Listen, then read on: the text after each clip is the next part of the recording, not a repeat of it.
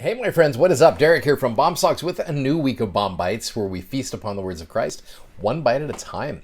So this week we're getting into kind of a crazy part of the Old Testament that can be very confusing if you don't understand a little bit of context.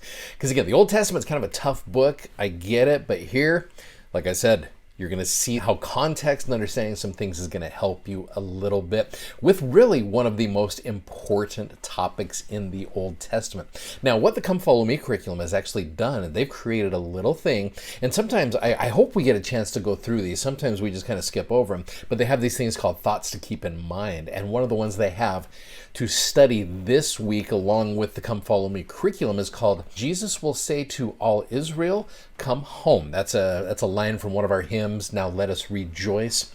And that helps us understand what that phrase really means. So I would definitely invite you to read this because it helps put the pieces together as you're studying this particular portion of the Old Testament. So this is where you hear about the topics called the scattering and the gathering of Israel. So what do those two topics mean? Well, you get into this first part where it talks about the scattering. So it says several times between 735 and 720 BC, which is about where we're at, the Assyrians. Now the Assyrians were brutal. They were a massive empire in the Old Testament.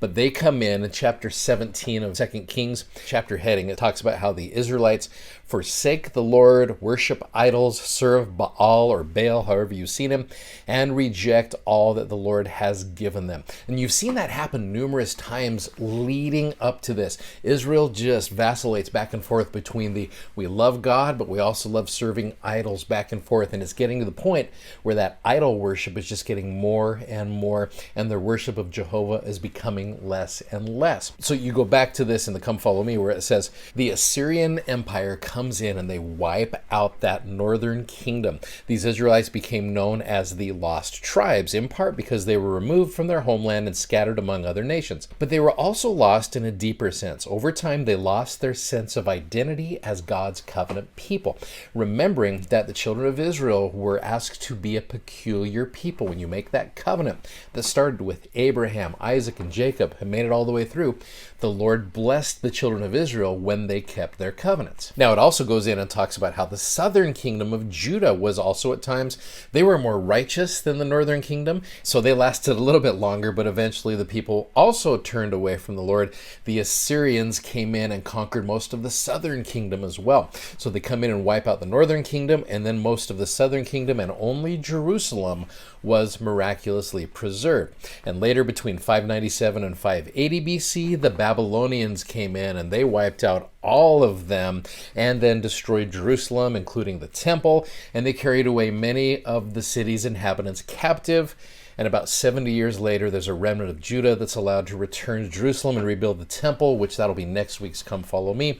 Many, however, stay in Babylon. So all of this is put together and called the scattering of Israel. They were scattered because of their wickedness and their refusal to obey the Lord's commandments. Which leads us to the gathering of Israel, which, as you very well know, is very much a part of President Nelson's focus, is the gathering. So in this particular Come Follow Me portion, it says the scattering is only half the story. The Lord doesn't forget his people, nor does he fully forsake them, even when they have forsaken him.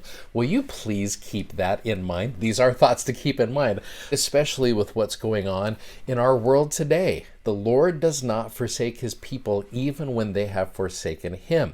The many prophecies that Israel would be scattered were accompanied with many prophecies that God would one day gather them. And that day is today.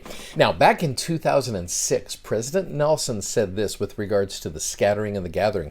He said, as descendants of Abraham, the tribes of ancient Israel had access to priesthood authority, blessings of the gospel, but eventually the people rebelled. They killed the prophets and they were punished by the Lord. 10 tribes were carried captive into Assyria, which we just talked about.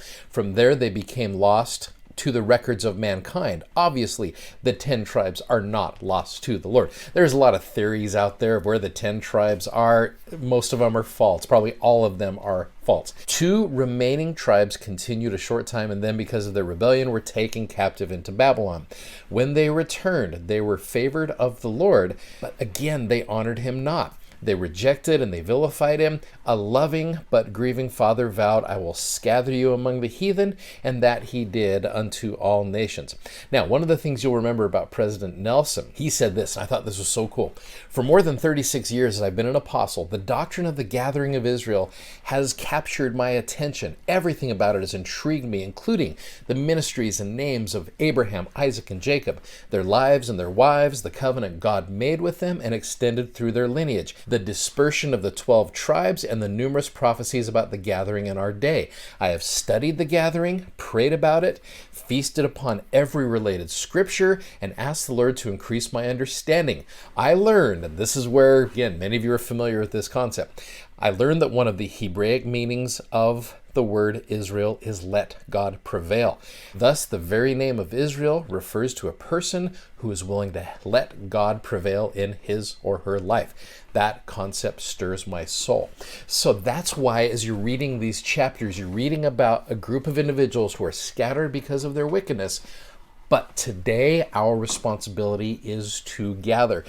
To be able to be part of that prophecy and the fulfillment of that prophecy is pretty amazing. So here's President Nelson recognizing that and allowing us and inviting us to participate in that gathering. So that's an important thing to understand with regards to this point in the Old Testament, is the scattering and the gathering of Israel, but then bringing Israel home to the true gospel of Jesus Christ. I love that concept, and I know it's true. Thanks for watching, thanks for subscribing, and thanks so much for sharing these messages. We always appreciate that. And please go check out our amazingly awesome, comfortable gospel-themed socks at bombsocks.com. Godspeed. See you tomorrow. Bye-bye.